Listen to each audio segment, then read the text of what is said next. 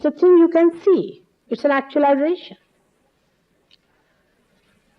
And we are so much lost in our own imaginations, in our own hallucinations and misguidance, that we cannot believe that there could be something factual about God. But if God is a fact, then even this happening has to happen within us, otherwise He doesn't exist. If somebody is an atheist, it's better in a way, because he has not accepted anything blindfolded. But if somebody has accepted God with an open mind and has not followed some conjectures, is even better. But if you follow any conjecture like that there must be God. Some people told me, yes, Mother, God helps me a lot. I said, really? How does He help you? So the lady tells me, I got up in the morning and I prayed to God, oh God, look after my son. That's all she could think of. That God should be only busy looking after her son. He has no other job. So then what happened? Then my son was coming by plane, and there was some trouble in the plane, but he was saved. God helped me there. There is God. But if something had happened to the boy, then what she would have said, I don't know. So to say that you are getting help from God, that God has helped you this way and that way, is too much to assume, I think. God does look after all of us. His compassion, His love, He has created us, He has made a beautiful human being out of us. Within us He has placed all these centers, He has placed the Kundalini within us, and the Kundalini has to rise, you have to get realization. All that is so. No doubt. All this has to work out. That's also the truth is. But still, one must know that He is not in your hand, you are in His hand. There are many people who pray to God, give me promotion. Oh God, you have to give me promotion. And then if He doesn't give this, God is not helpful to me. Why has He not given me promotion? You should not cheapen God like that. God is the one who is almighty, who has created all this universe. He has created you, and He has created you for a purpose. And that purpose is something supreme. That's not ordinary purpose. The way you think Him to be, He is not an ordinary person. He is supreme.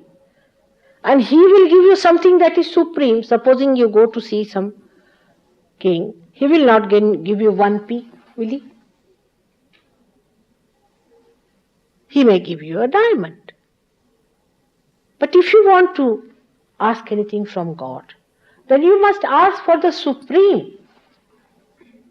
Now, what is the supreme? The supreme is to know Him. Unless and until you know yourself, you are not going to know Him.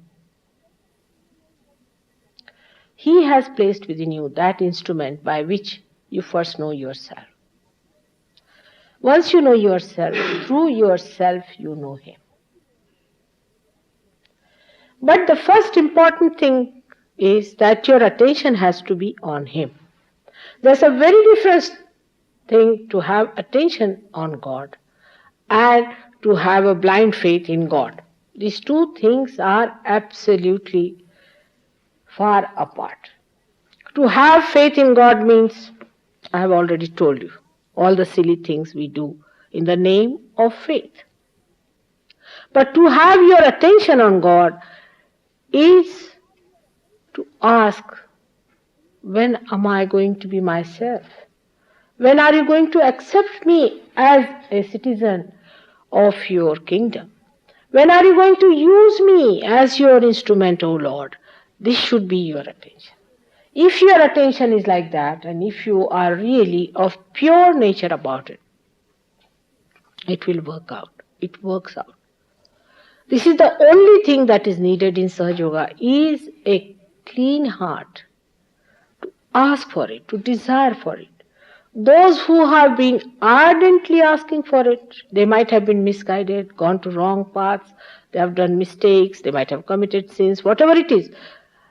But in the name of God, in the search of God, if they have been earnest, they have been granted realization. They will get realization, no doubt about it. Even otherwise, you will get realization. Is the grace so overflowing these days? Even the worst sinners can get realization.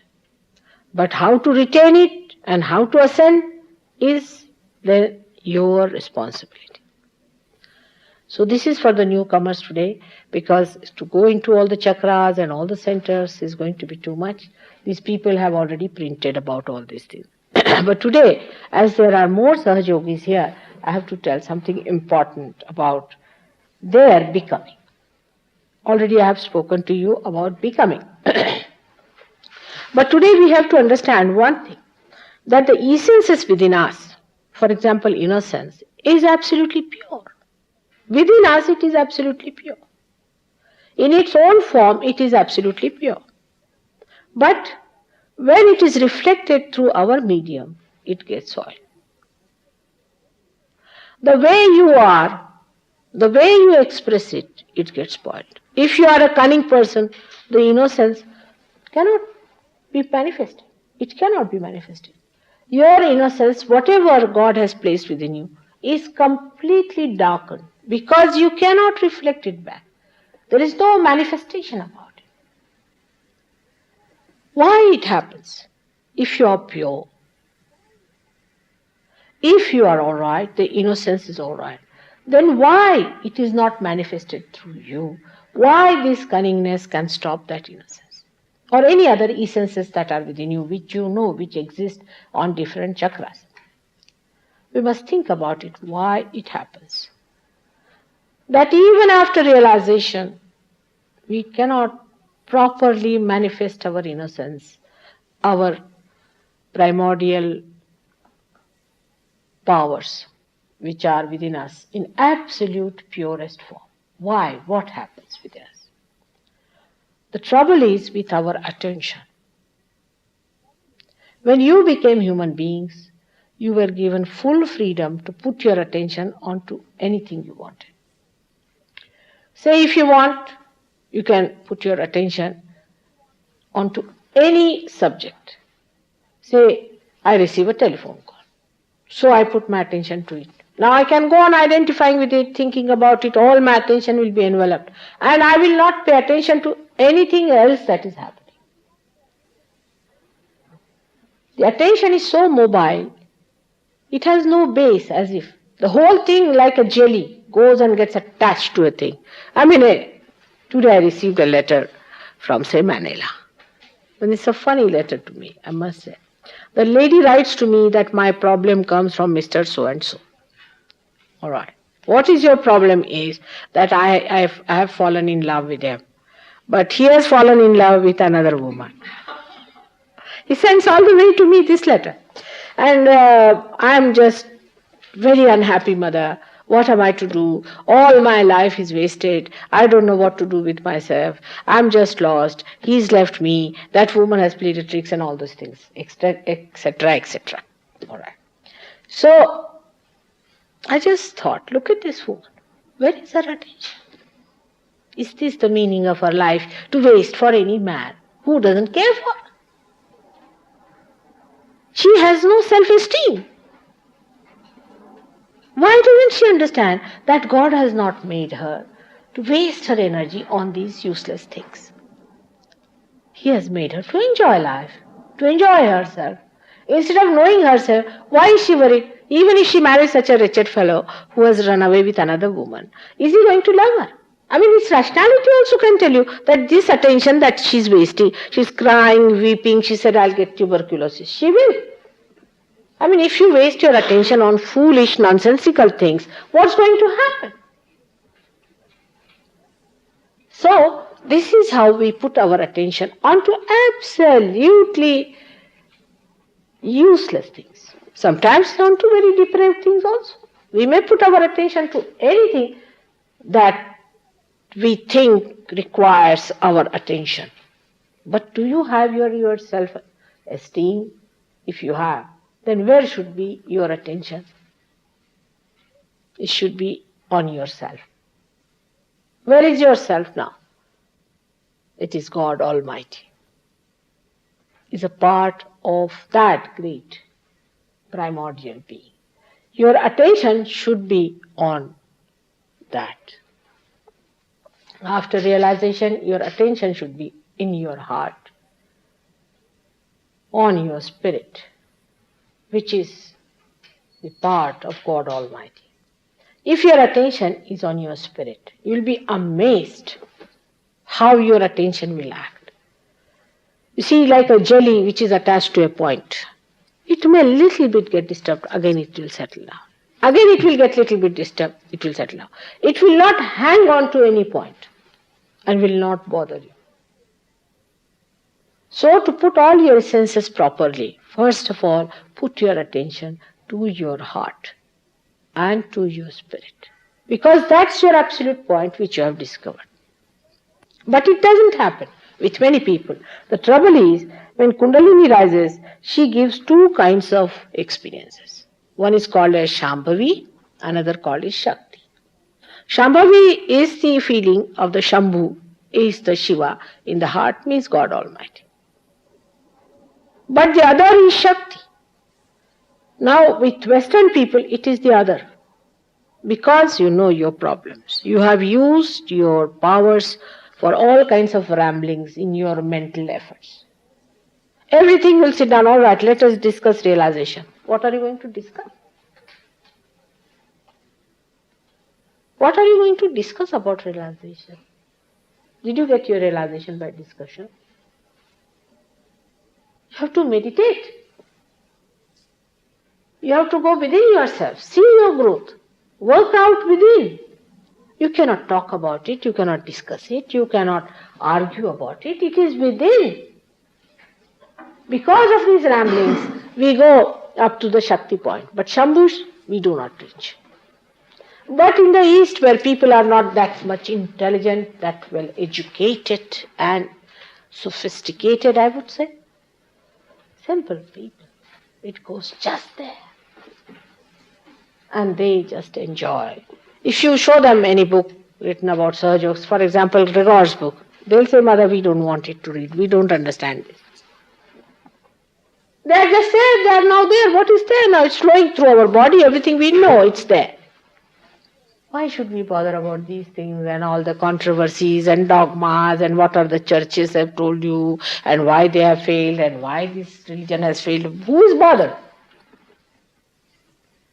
So these problems come up because their attention has been on the spirit alone.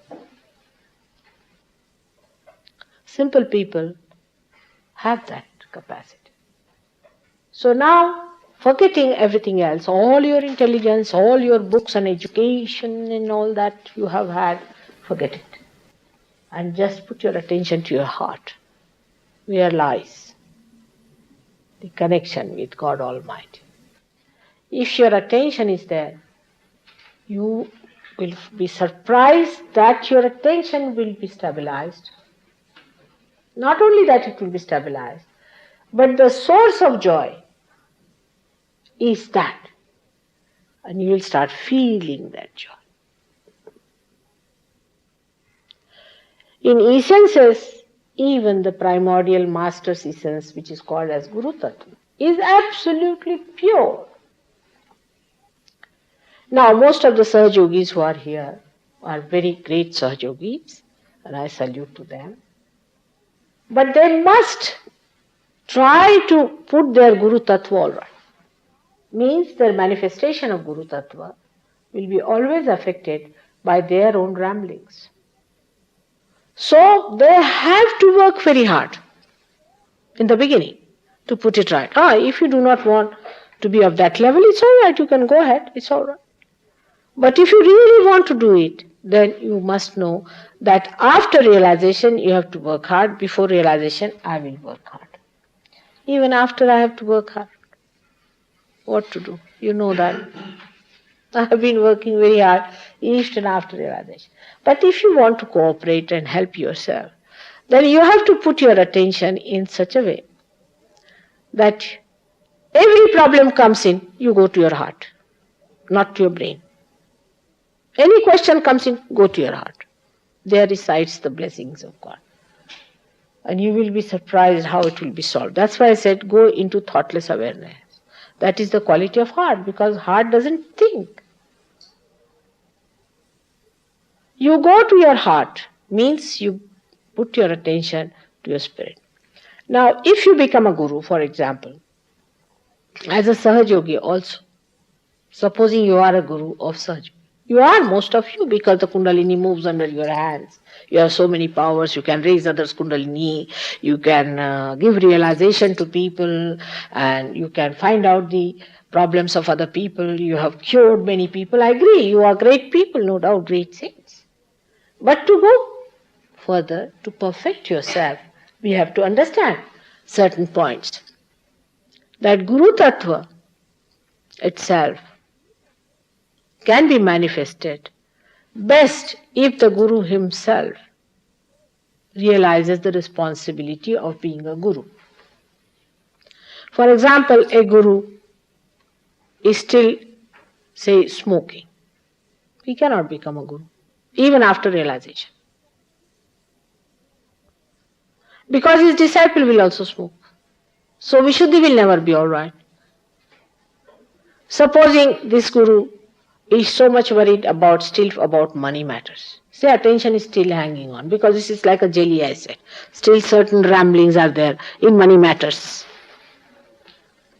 So his disciples will be also all the time worried about money matters. I have found this. There was a very good Sahaja yogi who gave realization to at least 1,000 people. At least 1,000. And he was very fond of taking tobacco. I knew he used to take tobacco, but I never told him, you see. Whenever we walked from one center to another center, he would go back, and I knew he was taking that tobacco. I didn't say anything to him. I said, let us see now.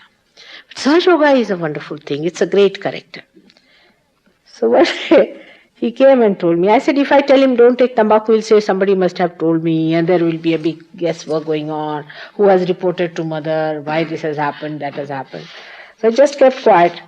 One day he came and told me that, Mother, I don't know what happens. When I sit before your photograph, my face starts becoming like a Hanuman. I feel it's becoming bigger, bigger, bigger, and expanding like that. What is it? I said, really? Surprising. Now, must be some reason. Must you be doing something wrong? No, nothing like that. Vishuddhi. I said, this is Vishuddhi. You are going against the Virat, so he is showing you his style. He said, no, Mother, I am doing nothing wrong. I am sure of it. Are you sure? I said, now I must confess to you, Mother. I take this tobacco. I said, I knew that. Now try to give it up. He says, how? I said, it is very simple. If you just try this. Whenever you feel like smoking or taking the tobacco in, you look at your heart. You become thoughtless. After all habits are communicated to you through thought. If you just look at your heart, remember only this much. That watch your heart, watch your spirit, or think of me, or do whatever is Sahaja Yoga tells you. For 1 second, even if you do it, you'll forget about it. And you got rid of it. Because you have to depend on that stability which is within you. Once you feel the stability, you just forget about it. Because you feel unstable, that's why you take to these things. But if you can feel your stability, then you say, go to hell, I don't care for all these things, why should I bother? I'm not going to enslave myself for these things. And he got rid of it. So one has to work it out. It's very important for all the Sahaja Yogis to do it. Now I've seen many Sahaja Yogis who came to me where I should say they didn't believe in any work. They were anti-culture people. For example, I'm just saying, they were anti-culture. So they never believed in working. They said, no, nothing doing, we are not going to work, we are not going to accumulate any money. All right. Then when they came to Sahaja, I said, in Sahaja you have to work. You cannot sit idle, you have to work. You have to be in the center, you have to work for yourself. No guru is going to earn any money in this. And so you have to work. Everybody has to work. So when they started working, some of them became so adheringly possessive of their jobs that they had no time for meditation. They had no time for thinking about. Then they became mad like that. Then it started reacting. And they came to me, they said, Mother, why is it happening? I said, I told you to work. But I didn't tell you that you become a workman. You are a Sahajogi out and out. You have to work for your livelihood. Keep down that working speed. Now if somebody has to work for his livelihood, then he must think that you should be satisfied. There is no end to your working, is there? To your accumulating of money. And what people have got out of money. You knew this when you had given up all these nonsensical ideas about money. Then you knew this. Then suddenly why have you taken it up again? Anybody who is in Sahajog must know that you have to be temperate. That is the basis. That is the absolute fundamental thing of Sahajog. Nothing to be overdone in Sahajog. You have to be in absolutely temperance. For example, if I tell somebody you are very thin, you have to eat more and have little weight in you. So then he will eat like an elephant and live like an elephant. If I tell them you are very fat, a little bit you can reduce your habits of food, reduce yourself a little, then he will come out like a TB patient. I mean, I must tell you that going to extremes should be only possible when you are not attached to something. But now you are attached to your spirit. You are attached to your God. And how can you go to any extremes? If I tell them, all right, even doing meditation, that do meditation, then the whole night they will sit down for meditation. I never said so. I said you must look after your health, but get up in the morning, do your meditation, think about God. All the time you think about God as far as possible. But that doesn't mean the whole night you keep awake. You have to be temperate to begin with. Gradually the wisdom will be so powerful and so enlightening that you yourself will see what is right, what is wrong, how far you are going. It is so much necessary because the fruits of Sahaja Yoga to me is that you should feel joyous. To me it is that's all. That you should feel absolutely in the kingdom of heaven. That you should feel you are now absolutely secured. And nobody can disturb you. There is within you is all the power. There's nothing to look forward. For example, till this light is burned, it is shaking, it is doing all kinds of things. Once it is lighted, it gives light. It knows its responsibility. It gives light. In the same way, I want you to be absolutely contented within yourself so that you manifest that light outside. Give light to others without any effort. It will emit. It will emit. Unless and until that happens, no use becoming a guru in Sahaja. And I've seen with people, there are some people who are very ardent, extremely ardent, and they feel very much about Sahaja. That they have found out the truth, that the whole world should get it, they should have it, and the whole world should manifest it, the whole world must be saved. But I must tell you, very frankly, the whole world is not going to be saved. Most of it will be. But how do you expect Hitler to be saved? We must accept that part. That the whole world is not going to be saved. When the flower becomes the fruit, a lot of it goes out of existence. That's the part of evolution. So there is no need to be frantic about it. But you have to face reality as it is And you have to solve the problem most radically, pragmatically, and not just to get frantic about it and get upset. As I had told you last time, that if there's a problem in the other room, better go see for yourself, face it and solve it. Sitting down here, what's the use of jumping, there's a problem in the other room? That's a typical way of escape of human beings is that they'll be jumping in this room or will be worried or will lie down in their easy chairs and say, oh, we are finished because there's a problem in the other room. So the best thing is to go in the other room, see for yourself what is the problem and face it like a human being and then solve it. That is the way you have to look at things.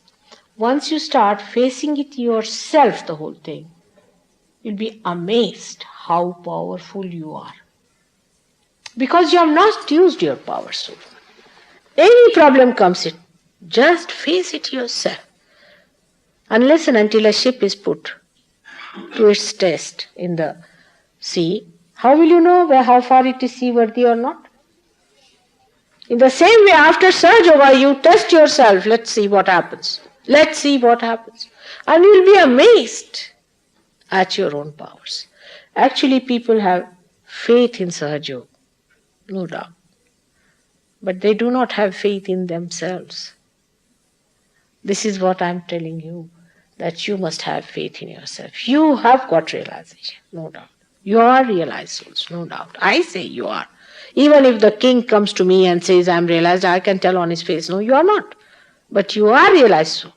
And the whole divine power, the all-pervading power, all the powers of God, and all the angels of the world are looking after you because you are aware. You are the most important thing for the divine. The whole thing, all this is all a waste and nothing of no use to the divine. You are the people who are to be lifted up. So, must know that we have to have faith in ourselves. For doing anything, you must know that you must have faith in yourself so that you stand up to it. And every time you will be surprised, any waves comes up, you ride over it. Every wave comes up, you ride over it. But just feel what powers you have got. These powers are within you already inherent. Say we'll take the question of now Guru Tattva, because today I am more on Guru Tattva. There was a boy, a Sikh boy who came to see me. He was a very good boy. He came to see me and he said that, Mother, we are all followers Guru Nanak, but somehow I am not convinced about the way Sikhism is going on.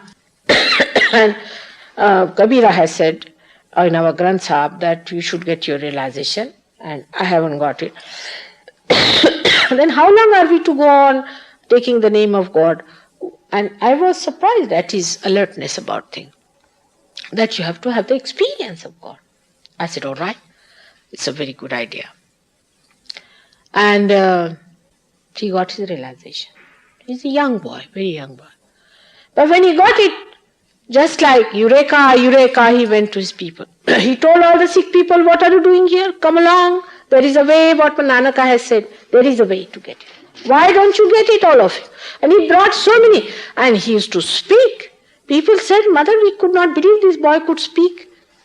They said he used to speak so well, and whatever he had heard, He said that they used to read Granth Sahib to him. When he said I was half asleep, I used to be tired. They would read 2.5 days continuously, I would be tired.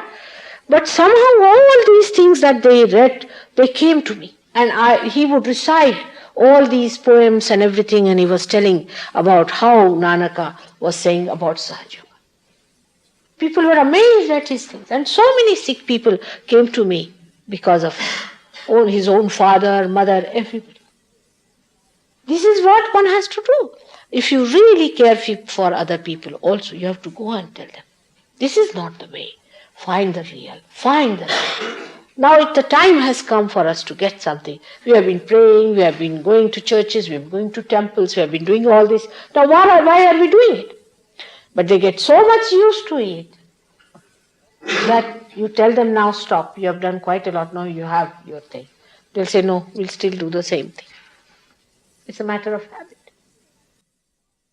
For a guru it is important to be higher than other people. If he is not, that cannot work out. You Sahajogis have to be people of higher outward manifestation. Inside you are. But outward manifestation has to be higher. You have to be humbler people, kinder people, sweeter people, loving people, compassionate, understanding that you were there where they are today, joyous people and cheerful people. Otherwise, nobody is going to believe what is happening in the Kundalini inside. Because whatever is happening, you cannot see that. It is important that it should be evident on your face, in your behavior, in everything. For that, you have to understand that you have to stabilize your attention at the lotus feet of God. This is called as Sharanagati, surrendering. By worshipping, by bhakti, by singing songs, by absolutely settling yourself at the lotus feet of God Almighty. That's the only way you are going to achieve it. After realization only you have the entry into the kingdom of God. Before that, whatever you try has no meaning. Muslims do all the namaz morning till evening, do not get in. But we had some Muslims, you know that. Once he started, after realization, he said, every time I bend, I get vibrations. Every time I say Allah's name, I get vibration. It has happened with all of them. Because God exists.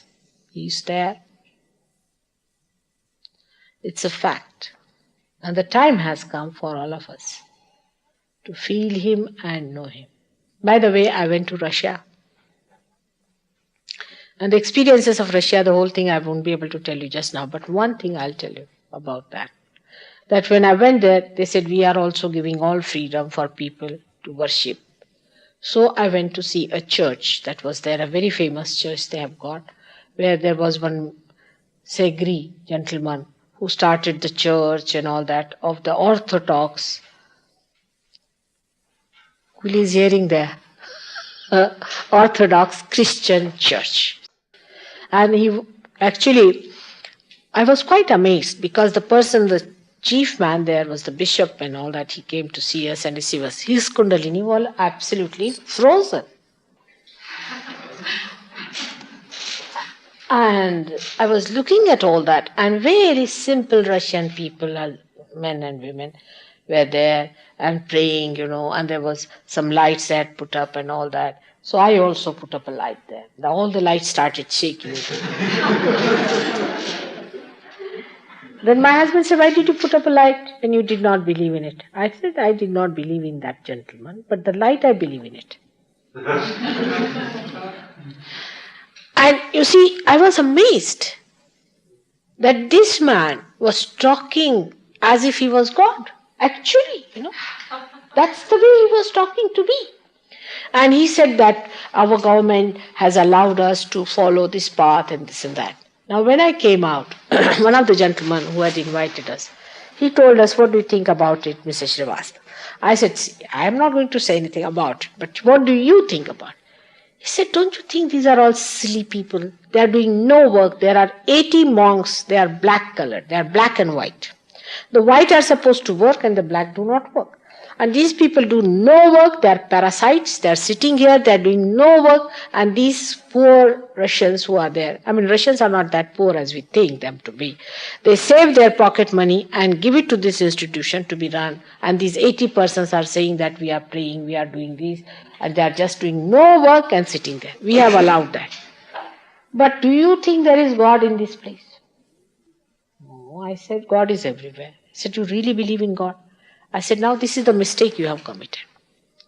If somebody misuses the name of God, if he misuses the Bible or Christ, or if he misuses any temple or church, In India also, all these Brahmins are thugs of the first what? Absolute thugs. Do you know what are these they are doing these days? Because now people have found them out. They are selling ganja. All of these people are thugs, and most of these people who are preaching about religion have come to politics now. There's a big politics going on, you see. Among Hindus, there's a big fight. Among Sikhs, there's a big fight. Among Muslims, there's a big fight. Among themselves, I'm telling you, on political basis. How can God be political? And naturally, I think by seeing all this, you see, even in London, though, I must say, even in London where we believe in God, I was surprised that only 26% people believe in God in this country. Out of which they said about 16% are people from outside and 10% are only Britishers who believe in God. Imagine, this is the condition. So you have become atheist. And they are selling churches. And people are buying churches and making them into discotheques. Even in the church now, I was told in front of our church, they are going to put a discotheque there. So I said, why? Because they want to attract people. Miss, there is nothing living in that religion. There's nothing to offer. Nothing wrong with God or Christ or any one of these essences which are pure. Absolutely pure. But mistake comes with the people who are supposed to be following that religion, supposed to be ruining that religion. And then when people see that, this is the reaction that there is no God. This is the greatest foolishness and stupidity, where I say that people have not used their brains to understand that anything can be misused and misguided. But why not keep yourself open to see if there is God or not? And there is. It's a fact. It's the only truth. He is the only truth. The rest is all illusion. One has to understand that this is so. In His name, those who earn money are firstly stupid and secondly cunning. Both ways. Stupid because they don't know that this money they are not going to carry with them. And they will be punished for that. And cunning from worldly ways. They think they have been very clever to go to hell faster. That's what they have been doing. So all such people should not misguide you this way or that way.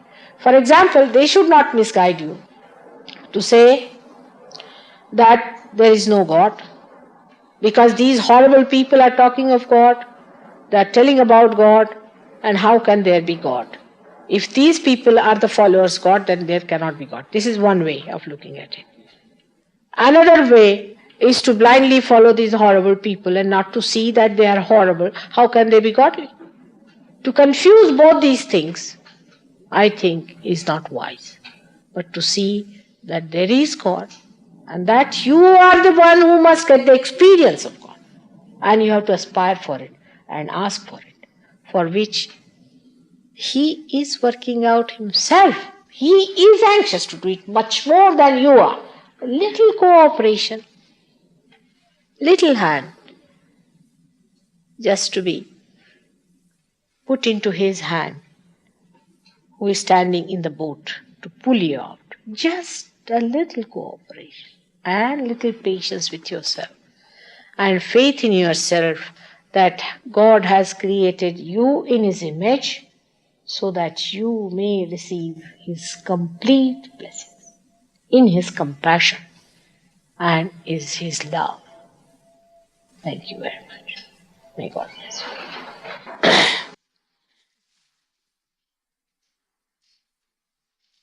Now, for the people who have come for the first time, I would request them to come in the first or the second line so we can look after them.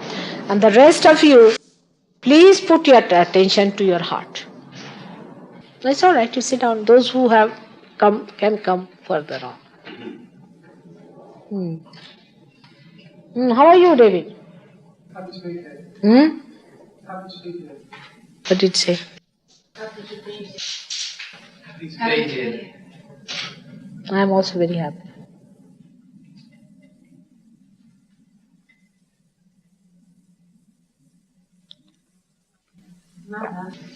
When you say put your attention on the heart, do you mean the heart chakra? You cannot feel heart. You cannot know heart chakra, nothing. When I say that, just say that I am putting my attention to my spirit. That's all. Your saying is a mantra itself. You know now you are a realized soul. You are an enlightened person. Your desire is enlightened. And if you just say that my attention is on my spirit, in my heart, in the organ of heart.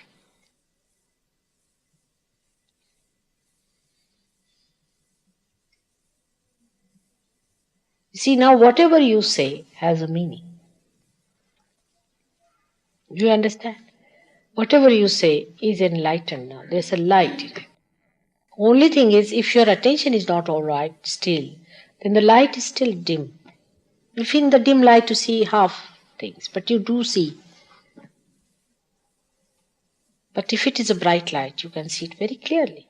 So to brighten up the light, you just say that let me be in my heart. It works out. Settles down, you see. As if you ordered your attention to be there. It just goes like a sweet little baby, you see, sits down there. All right, mother, whatever you say. Just say like that. Just try to feel your powers. What you say, how it works out. Even when you say mantras, these mantras also enlighten.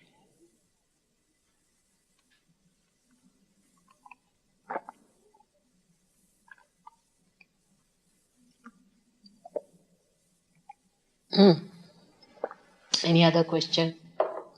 Just ask me questions, I don't know what to say, what you're thinking about. Now ask me questions. Are Russians also willing? Huh? Russians are also willing to worship God. Machines. Russians. Are the Russians? Russians. I gave realization to 12 of them. Now, you see, that's thing is, even if they believe or not believe, has no meaning, isn't it? You have seen what's the use of believing in God. But only thing, I think in their system, there's one advantage and one disadvantage. As here is one disadvantage that acts in a funny way. For example, in their system, I have found out, whatever people may say, propagate, you see, whatever I have seen is, that their material problems are very much solved. No doubt about it. You see, no doubt about it. They have no inflation problem, nothing. They are not worried about paying any taxes or anything. I mean, no unemployment, no problem. Old age is solved, young age is solved. That attention is attracted. This is an advantage. But disadvantage is to keep that thing going, they have taken away the freedom of people. You see? Because of that, what happens? That freedom to think about God doesn't exist. Though the attention is much looser, here the freedom to think about God is there. But the attention is how to get a bread, tomorrow 1p increasing, what to do, how to pay your rates, how to pay this, all these problems. So the attention is more on these things. Apart from that, another thing which is not so common there, which is here, is immorality. Immorality, in a way. I mean, here, all kinds of immoralities. There is a restriction on that, you see. I didn't see anything, nudity and all that, all those things were not there. So our attention is even spoiled by that, you see. And I didn't see men, women all the time looking at this, that, like that. I didn't see their eyes. Their eyes were quite steady. Here you cannot find anyone. Anyone you see on the road, he'll be looking. I mean, I was a museum piece because with this, wearing a sari, so naturally they were looking at me. And in a way good, because they were looking at my agya. So it was good for them. But on the whole, they didn't have that kind of an attention looking at every woman who was passing by. Even your neck breaks, it will go on looking. All this stupidity was not there. It was quite a normal thing, as the men and women do here, you see. And the women were not so much interested in keeping their figures and to be attractive, and all that was not there. Nobody was extraordinarily clad like that. Very simple people, I must say. Very simple, innocent. And moreover, the most of the things that they had, they were satisfied. A very cheap place for everything, it was very cheap. They don't have material problems as we have. But to control all that, they have got this taboo.